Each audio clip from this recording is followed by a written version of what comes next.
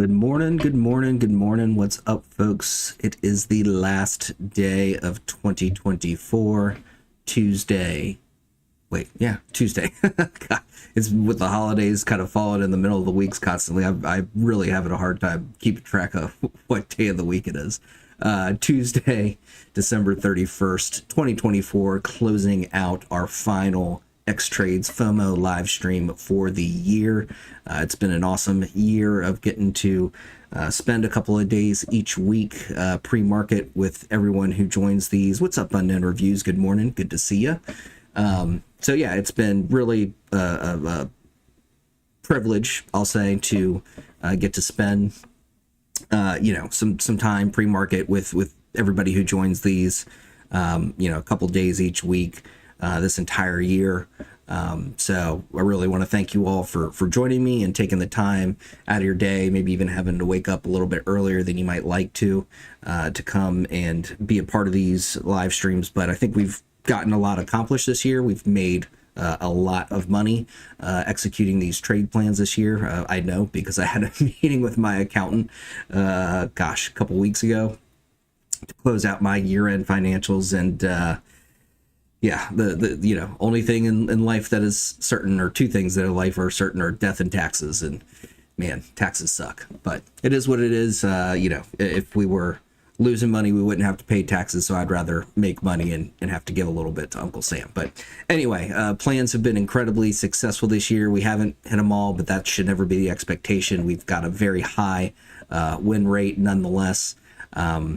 And I hope your portfolios are reflecting that, and you guys are seeing the results of, being patient, sticking to your guns, applying some of the things we've talked about on these live streams throughout the year, and then just trading the plans. Like we always say, plan your trades, trade your plans. So with that being said, we're going to be a little bit more freeform this morning. I will take a quick look at ES, but, I think that there's probably not much that we'll want to read into kind of what we've seen over the last few days. I've seen it talked about in the chats pretty frequently, at least in the Xtrades Discord. I've seen it talked about, I should say. Lots of tax harvesting going on, in the final trading days of the year. If you're not familiar with what tax harvesting is, essentially if you've made a lot of money throughout the year and you've got some open positions that are maybe still upside down and you're not feeling too great about them bouncing back, at the end of the year, is a good time to go ahead and take advantage of getting something out of those losses, and the something being offsetting some of those tax liabilities from the gains that you've made in your trading. So we're seeing, I think, a lot of that's pretty typical for this time of year. And today is the last day that will be taking place, and then we'll start to see on Thursday, how traders want to start positioning themselves for success going into 2025, and how they're going to try to navigate the change in administrations and all that sort of stuff. So anyway, that's kind of what we're seeing. And so I don't want to read too much into this recent price action. Some things that I'll kind of say are notable here on ES. We are still overall in a downtrend here. This really triggered back here during the FOMC meeting. We saw that try to recover based on some of those good inflation numbers that we got in, but we continue to reject this 200-333 combo. I talk about these SMAs all the time. Here we see it struggling, right? Thursday of last week. Again, very low trading volume, which is probably the other part of the problem, but running right up into that 333, can't really close anything, multiple rejections before it ultimately pulled back deeper. And now we see those SMAs continuing to trend down and continuing to move lower. So keep an eye on those, especially here on the hourly chart. I think that'll be a good kind of canary in the mine shaft of if we're going to start to flip some of this stuff back to the upside, or if we run into it and reject it again, I'd say, we might be looking for some more downside and a revisit of this area of support that we flagged, I don't even know how long ago, in this 58.93 to 58.70 range here on ES. So, overall, it's been a solid year for the markets.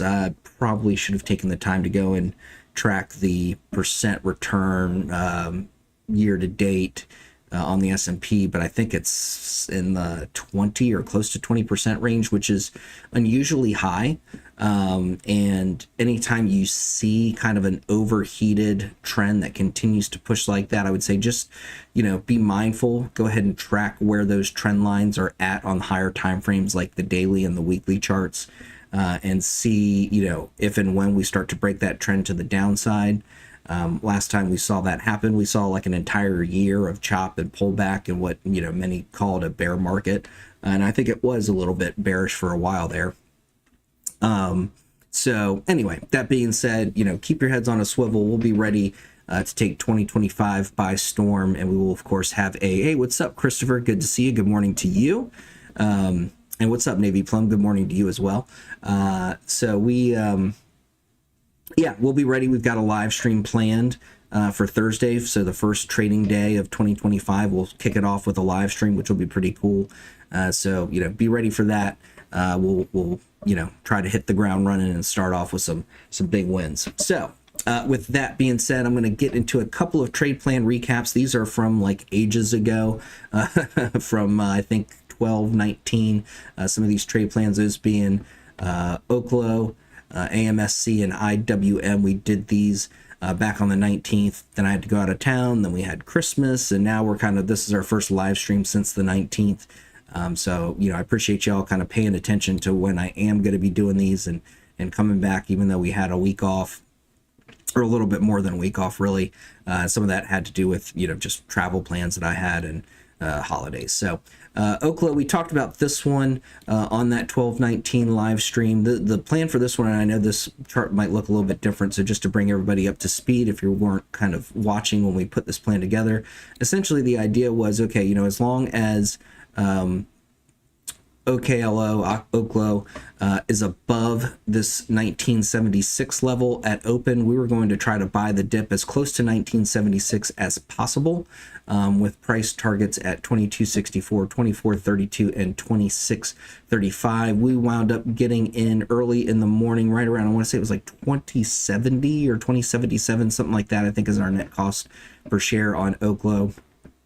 It spiked pretty quickly, pulled back, but caught that 203.33, right? We were just looking at that on ES. Here, seeing it again on Oklo. So again, I hope you all are using these SMAs to your advantage. It's, TradingView has hundreds of free SMA indicators out there, so no reason you shouldn't have these on your chart. Also, if you are a Xtrades subscriber or member, I do also offer my ultimate moving averages indicator for TradingView, totally free of charge. If you want access to that, feel free to shoot me a DM.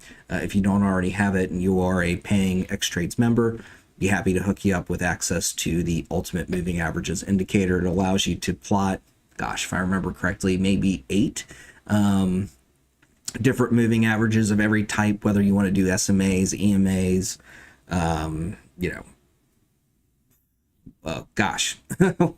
why am I forgetting WMAs, all those guys? I'm like forgetting all the types of moving averages right there. WMAs, whatever the case might be. It is a pretty, useful, it's got a nice alert system and all that stuff built into it. So anyway, no reason that you guys, long story short, shouldn't have the 203.33 on your chart.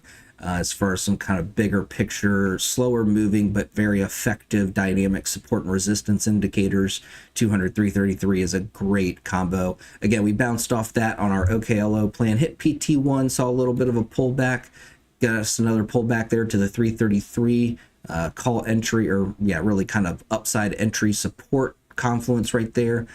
We've hit PT2 plus since then. We've kind of consolidated for a little bit, but that's okay because we've got covered calls sold against our shares right now. So this sideways movement on OKLO is actually very beneficial for those covered calls that we've got sold. So our shares are nice and profitable. And I think, if I remember correctly, our short call contracts were pretty close to being in profit as of yesterday's close. I'll have to go back and double check that. But if they weren't they're very close to being green. So OKLO moving nicely and exactly what we want to see. AMSC, this was another one from my homie Chris, who's always got the good picks. When he sets them up and I knock them down, we tend to find some really awesome trade setups. This one gave us a couple of bounces near the put entry level, but hasn't ultimately given us a real good confirmed trade going in either direction. We also gave this one a little bit of a wider wider berth to figure out what it wants to do before we kind of get in. So this, 2304 does seem like it's been a good support and a good buy the dip level so far. Nice reaction off of that there yesterday. It's up, gosh, almost $2 plus since then. So 10% plus since that dip yesterday. There at 2304 near that level. But so far as confirmed trade plans, nothing's played out on this. It's literally just consolidated within our range. And then last but not least, from the 1219 live stream, IWM, we've seen this one play out to the downside several times. So we did this plan Thursday morning, gave us the break below, gave us some back testing before it ultimately broke down for PT2 plus. Came back up, tested this stop loss average down, got near that 200 SMA, ultimately pushed it back down near to PT1, rejected the call entry there, so we haven't had a good confirmed upside entry on IWM as of yet. Let me drag this over. And then we saw it play out again for another downside trade plan opportunity down to PT2. It has since bounced from there and is running into that 200-333 combo this morning, also with a pretty decent resistance level overhead. So I would say keep 2271 on watch today. If you can catch an intraday trade off of a rejection of that 2271 SMA combo of resistance right there, that might be worth taking a shot at, but I would advise extreme caution against swinging anything going into January 2nd of 2025, because we could see a lot of stuff get bought up going into the start of next year if the street traders want to keep things very bullish for the 2025 trading year. So that covers our trade plan reviews. Let's get into some of your ticker requests, and we'll take a look at what you all have here. I've seen unknown reviews in the mix with a couple of requests. RGTI, okay, we'll take a look at that. And then FDS, and if I don't mind, appreciate an FDS trade plan. Okay, I'll take a look at that. So let's start with RGTI. My trading view wants to load extra slow this morning.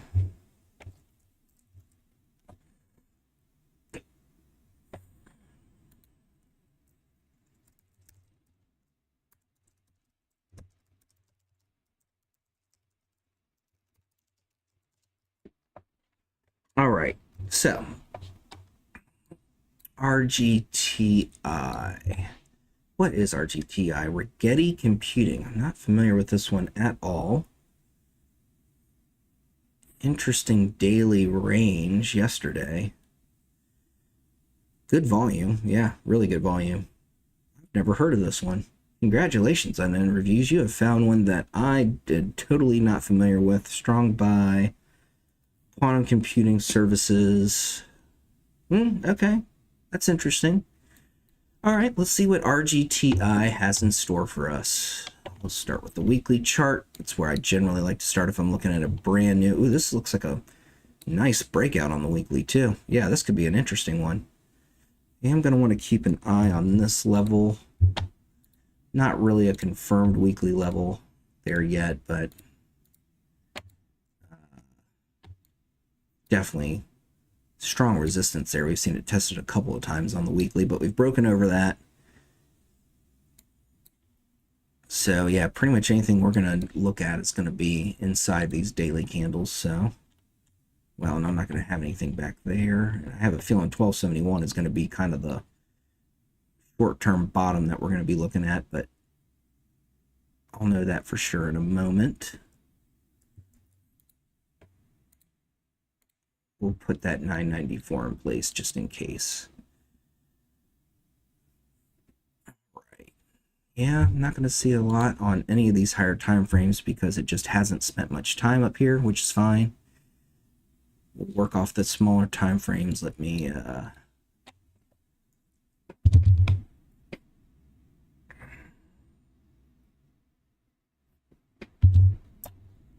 see what's going on with this. All right, so let me hide these. Oops, I meant to hide the indicators, not the drawings. This could be a level of interest as well. Yeah, I don't think we're gonna need much. Well, say that, and then the more I look, the more I'm like, I really like that level. All right, we're definitely not gonna need anything below 591 though. I promise.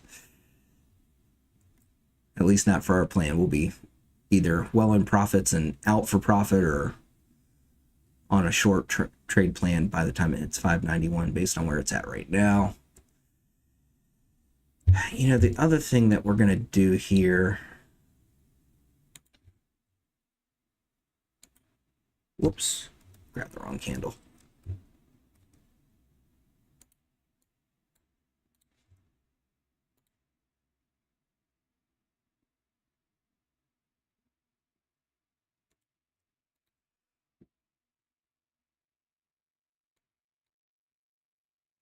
These will make for some helpful levels, I think. So let's mark these off real quick. And I'll color code these accordingly. If you guys have anything else that you want me to take a look at, or want me to kind of discuss in general, again, a little bit more freeform today. Market's going to be kind of slow. We don't have a ton of stuff to recap. So I'm happy to get into and discuss anything that's of particular interest to you all.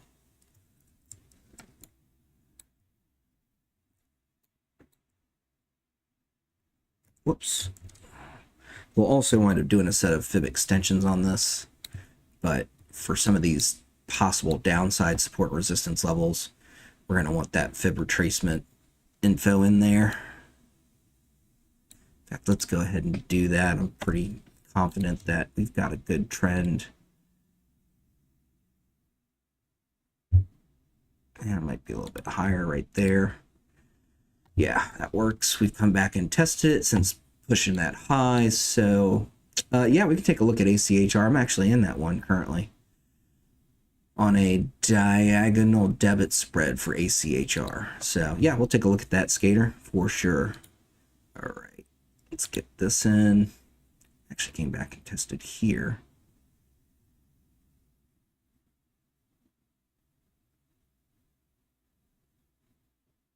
Yeah, I like that. I like right where that is.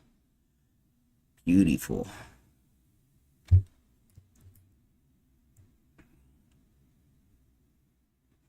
All right, we got extensions, we got retracements, we got all kinds of good stuff in here. Nice confluence there. That 1.618, 100% extension, 1.618 retracement extension. Okay, so I'm going to hide these real quick just because they get a little distracting. I'm trying to look at things. All right, there we go. All right, let's take a look at this on the hourly. Let's throw our indicators on. Let's see what this starts to look like. I'm expecting a pullback, but it seems to just keep going. A couple tickers I'm interested in, SMR, NNE. But yeah, I like nuclear as a play as well. So yeah, Christopher, we can try to take a look at that. There's a buzz with quantum computing qubit, another one, but there's a debate that some of these companies don't all do the actual quantum computing. Okay, well, this is an interesting one for sure. Definitely looks like a really clean breakout on the weekly and some good back testing. You know, so to your point, Christopher, you may not get a bigger pullback. You have to find things like these trend lines, maybe some higher time frame indicators or some key supports, and just be willing to buy the dip and have a plan to deal with it if the dip doesn't get bought up along with your entry, and go forth and conquer, right? Scared money don't make money. All right, so let's think about this. What do we want to do with Rigetti? Rigetti. Rhymes with spaghetti. Let's see. Lots of topping and rejections there. 1817, 1938. I'm kind of thinking something like this. This is a very iffy level, but it's kind of the best we've got to work with right now. So I think what I'd be looking at for the upside on this winds up looking exactly like this, with an entry over 1938, that current all-time high, right? That might have been, yeah, pretty much. 1938, with targets at 2093, 2248, 2465, stop loss at 1817. So I like that, how that sets us up. This is an interesting put entry, I think. 16, what is that, 1596. We'll be looking for 1429. Question is, where's the stop loss on that upside or downside trade plan?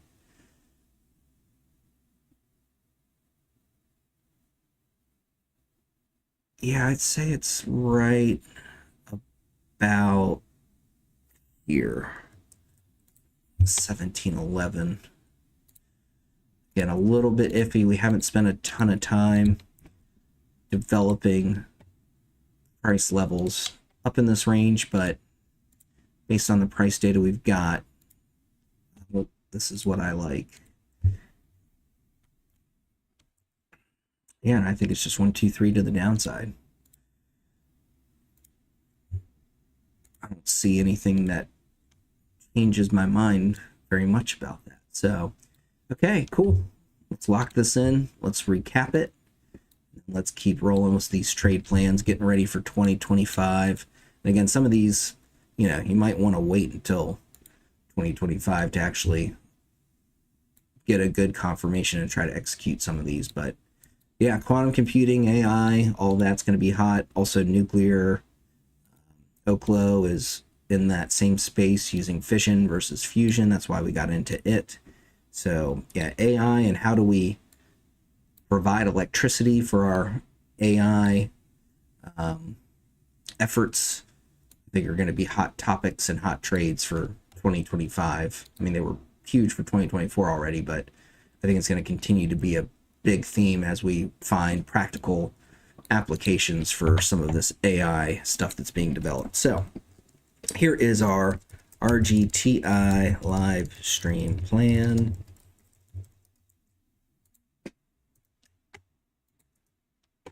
Let me post that over here and over in the watch lists.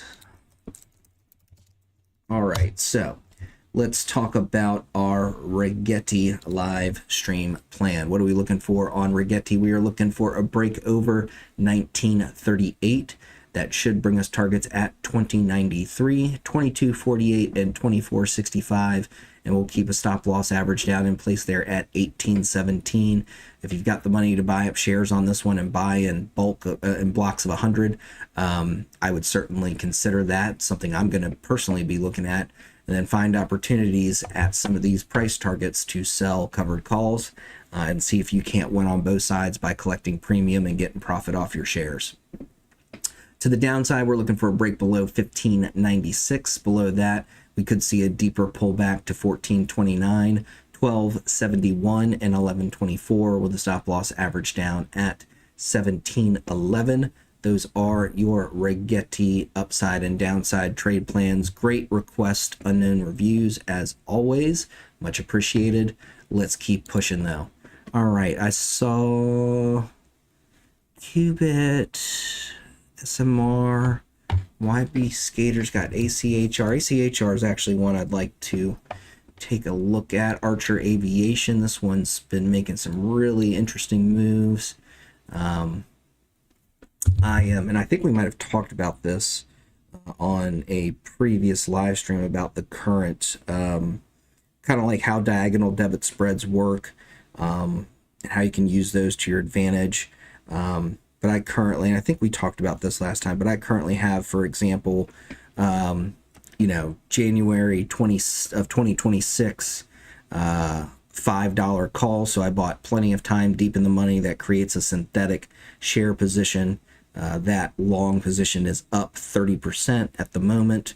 And then my per contract 30%. And then on the short side, I have sold January 17th $12 calls, so those are still out of the money, and those are still just barely on the negative. I collected $45 per contract that I sold. They closed yesterday at $47.50. With Archer kind of being flat going into the day today, I could certainly see those $12 calls getting into the break even or green, as long as it doesn't see a good push today. So my goal right now, since I've already gotten some good collection, is to try to get out of those $12 short-term calls and try to push out my strike and push out my expiration a little bit to get a bigger premium collection, and also increase the profitability potential of my long, deep in the money leap contracts. So that's kind of what I'm doing with Archer, but let's go ahead and put together some levels and a plan for you all to execute and see how we want to work with Archer moving forward. Let's hide these indicators real quick. This one should have some price history for us. I think Archer is a Cathie Wood holding right now too. Not to say that that's necessarily a reason to buy it. You know, nothing against Cathie. I think overall she's got some good picks, but I think she also, at least in my personal opinion, sometimes struggles with buying tops and holding bags for too long. That's what I would say. It's probably a good way to put it. Or, God, I think she sold a bunch of Nvidia right before like one of their biggest earnings pumps like that's ever happened. So yeah, so sometimes I question her technical prowess, but it is what it is. She can kind of read the tea leaves and see these bigger picture, longer term trends, and that's why people pay her to invest their money. What's your problem, YB Skater? Let's talk about it.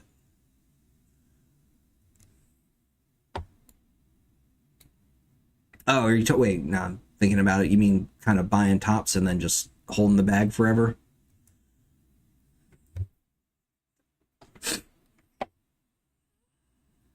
Okay. Well, are we talking shares or options?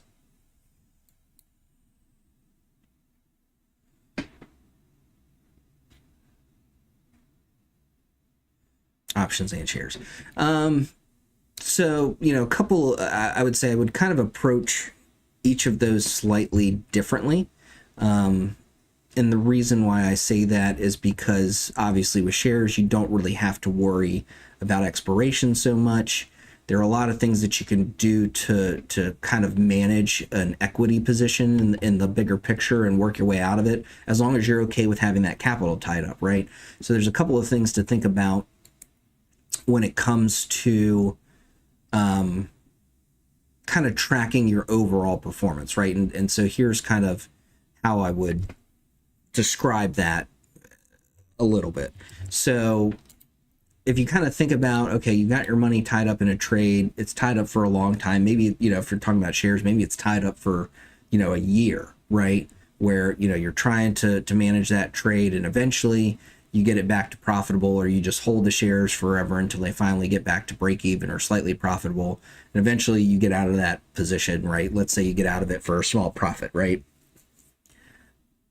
Is that technically a loss? No.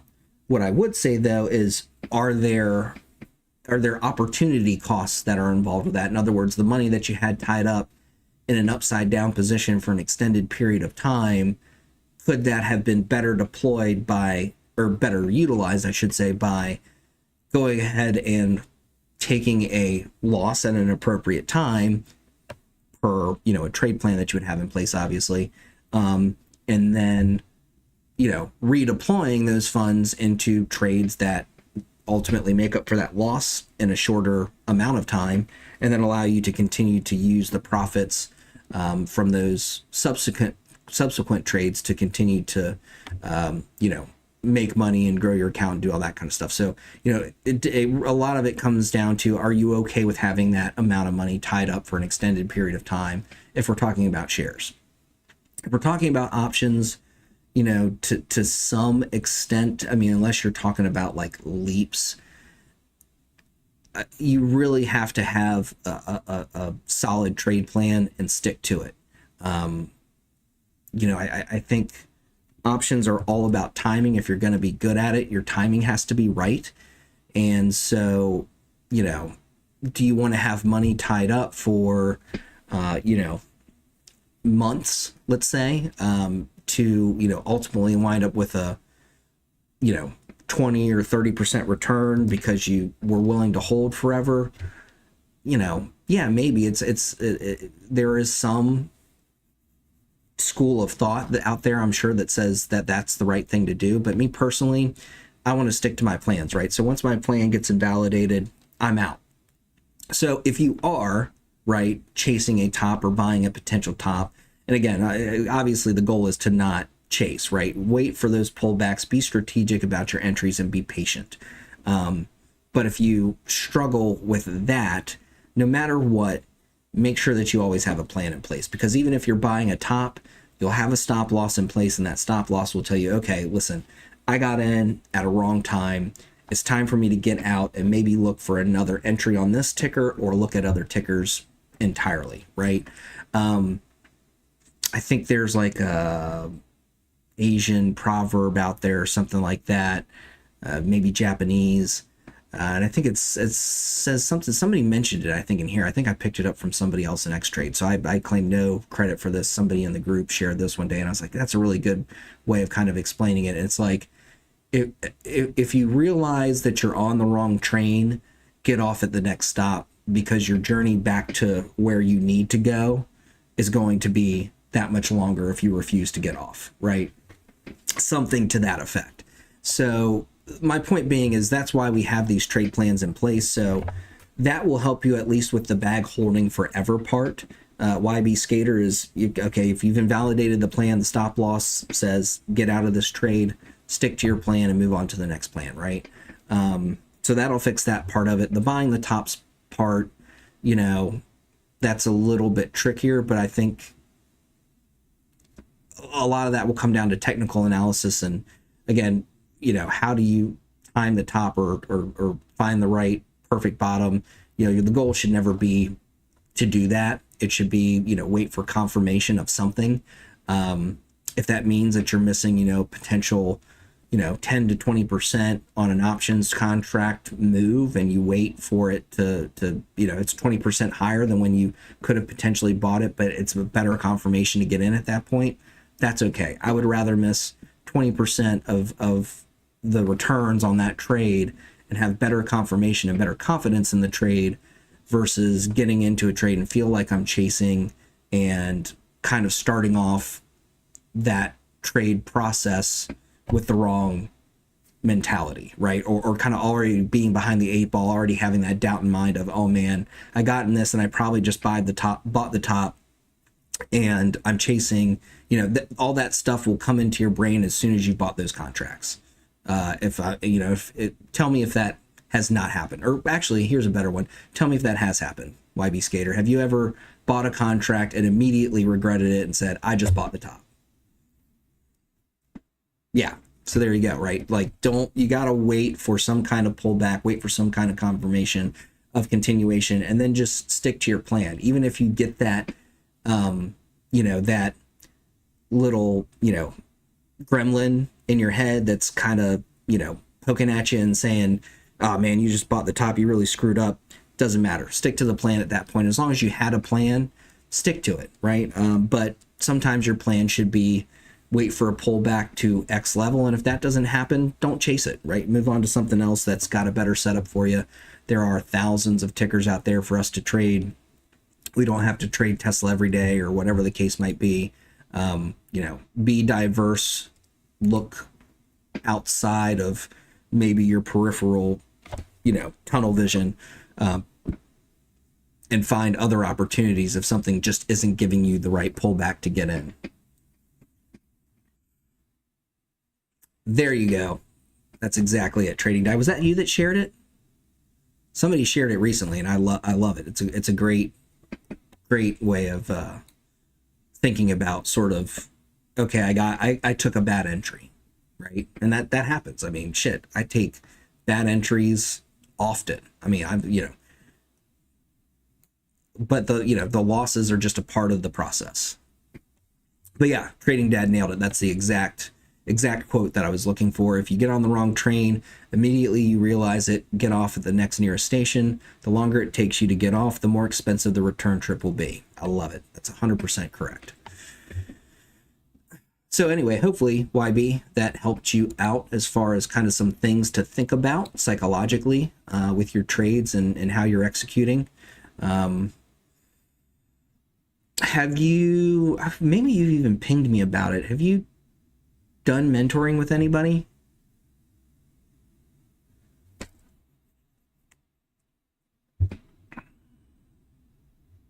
Like one-on-one, I should say. You've so you've done some like live trades with Chris?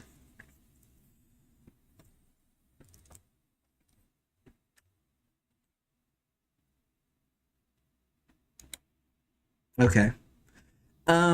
So when I say mentoring, or at least what I have in my head when I talk about mentoring is really kind of, like getting on Zoom, for example, screen sharing, kind of talking about, how I'm seeing things, or, whatever analyst you're working with, how they're seeing things, what they're seeing, how they're identifying levels, how they're picking the right levels for a trade plan, all that sort of stuff. That's the kind of mentoring that I think would probably help you out quite a bit, and is certainly something I would look into. We do have a number of members of the Xtrades team, myself included, who offer mentoring services. One thing I will go ahead and say now, I am going to probably, I'm going to talk to Renee about it. I'm probably going to have to increase my hourly rate for mentoring just because of everything I have going on, and kind of the demand for my time in a number of different places just justifies, if I'm going to kind of sidetrack other things that I have going on to kind of one-on-one with somebody, it's, I've got to think about the return on my time invested in doing that. So anyway, definitely something I would recommend you look into. I'm happy to work with you, but we have lots of other people who will also, I think, do a good job of helping you kind of understand the fundamental technical analysis things that you'll need to really ultimately find success with your trading. So I don't do live trading sessions. No, I don't. I don't know. I don't like them for a number of reasons. And biggest of which is I really, what's the right way of saying this? I like to stay kind of 100% focused on what I'm doing, and I start to, if you're trying to do it live, which I did, like I did a few many years ago, and I felt like I wasn't on top of my game because, I don't know. It just throws you off. It's something about kind of having an audience watch you pull the levers and stuff like that. I just don't love it. And it's not, it's not worth it to me to upend my own kind of mental fortitude when trading is such a mental game. And ultimately, I might wind up showing somebody the wrong thing if it's just a bad trading day for me or something like that. So, yeah, I don't love live trading personally. That's just me. There are plenty of people who like that kind of attention and stuff like that. I'm a little bit more low key, I guess. All right, so let's finish up this Archer trade plan. We are going to need trend-based fib extension on this. Where did this trend line come from? So I may be looking at That's very bizarre. I don't know what I was looking to do with that. I was probably talking and drawing at the same time and already forgot what that was for. But let's take a look at this. Push up to there. Big spikes, interesting.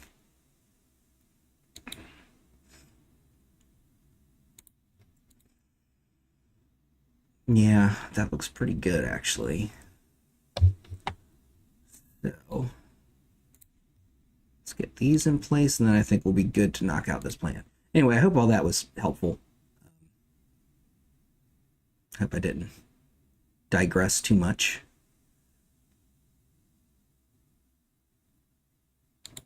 But yeah, education, education, education. If you aren't, here's a good way to kind of think about it, YB, or here's where I would start. And if you need somebody to kind of show you a like soup to nuts process for how it can be done or it should be done, you know, that's where I would say get some one-on-one time with somebody. But learn support and resistance. Learn how to identify support and resistance levels, how to draw them correctly and accurately. That's step one. At least whenever I'm teaching somebody, that's step one.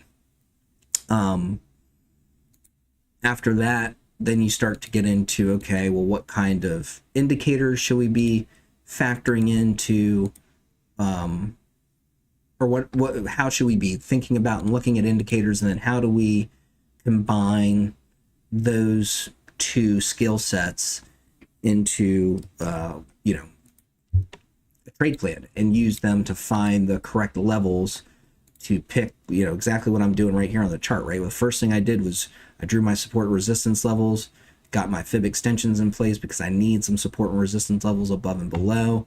I do need to turn my indicators on. And then it becomes about, you know, understanding how to pick the right levels and use those levels in a trade plan. So anyway, it starts to get a lot easier once you start to kind of build a narrative for the price action. I think once that narrative's in place, then you can tell yourself a story. A story is a lot easier to understand and follow than trying to come up with all the other ancillary reasons or look for some catalyst as to why something's moving. It's moving because, you know, the price action dictated it should make that move, in my opinion. All right, so my question here on Archer, typically I would do like a 0.618, 0.786 PT2 and 3. There is a potential resistance there at 1345 though. We have rejected 1168. Let me just take a look at this historically one more time real quick. What's up, Chris? Good morning. Better late than never, my friend. Hope you're doing well. Hope you had a Merry Christmas. Hope you got some fun plans for New Year's Eve. Yeah, everything was good, man. San Antonio was a blast. Went to a ton of really nice restaurants. Went to a really fun wedding. San Antonio is super cool. You know, if you're anywhere near the San Antonio area and you haven't been to check it out, man, I highly recommend it. Definitely want to go back. Slope might be a little bit lower right there. We'll use it as PT3. We were in an area called the Pearl, or maybe it's called the Pearl District. It was like an old industrial area. I think the hotel was like a brewery at one point.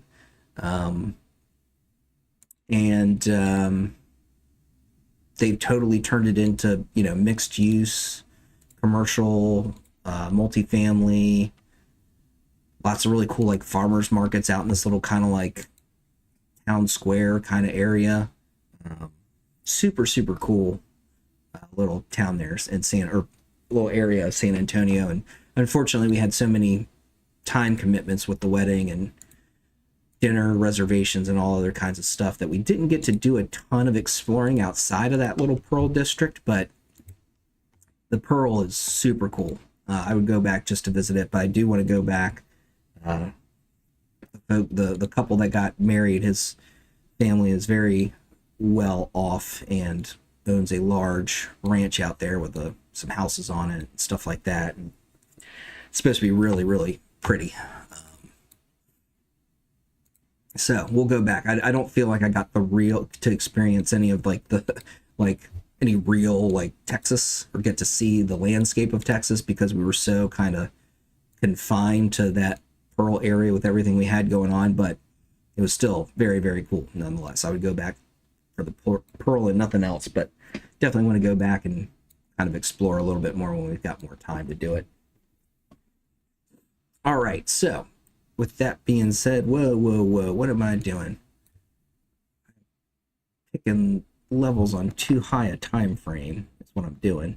When I started looking at those, I was on too high of a time frame.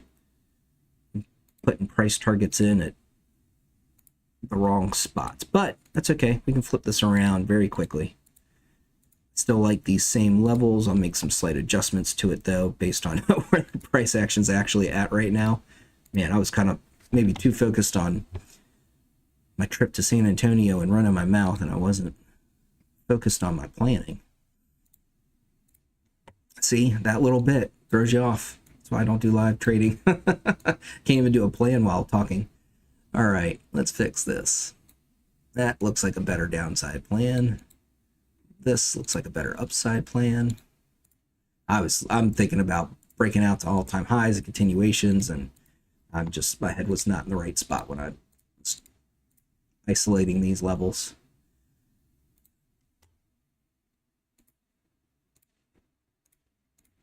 My apologies. All right, but this is going to be a price target. Those will be price targets. This will be our shared stop loss average down. There we go. It was a quick fix. All right, so let's talk about this. Archer Aviation Trade Plan.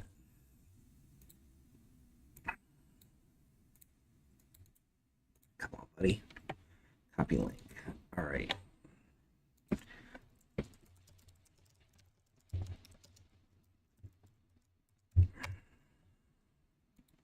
I talked about ES a little bit, 8638. I don't think there's a whole lot we want to read into the price action there right now, with end of the year tax loss harvesting going on. So, kind of my overall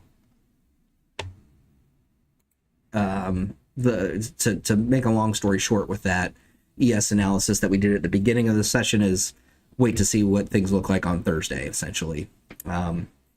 So with that being said, let's cover our Archer Aviation trade plan here. What are we looking for on Archer Aviation? We're looking for a break over 1087 to play calls or go long on shares, with targets at 1169, 1224, and 1269, with a stop loss average down at 1035. To the downside, we're looking for a break below 985, with targets at 915, 863, and 790, with a shared stop loss average down there at 1035 with the upside trade plan.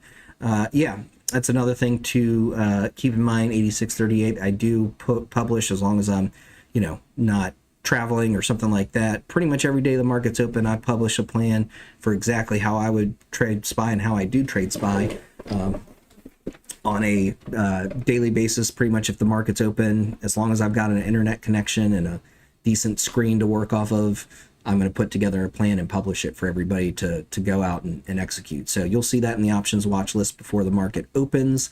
Most days, some days it might be a couple minutes after market open, especially if we had a live stream run a little bit late, or run a little long, I should say. So you will have a plan for that. But these live streams are available on the Xtrades YouTube, so you can go back and rewatch what I talked about at the beginning if you did happen to miss it.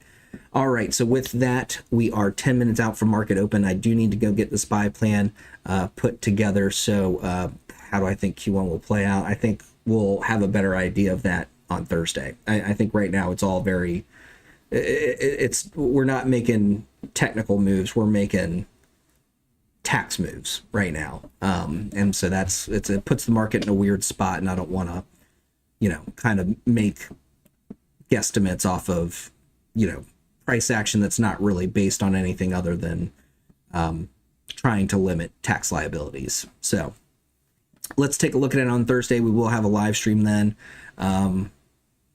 That'll be interesting. Yeah, I mean, it should kind of be modified somehow, but I don't have a good idea for how to modify it. So if you want my take after my meeting with my accountant,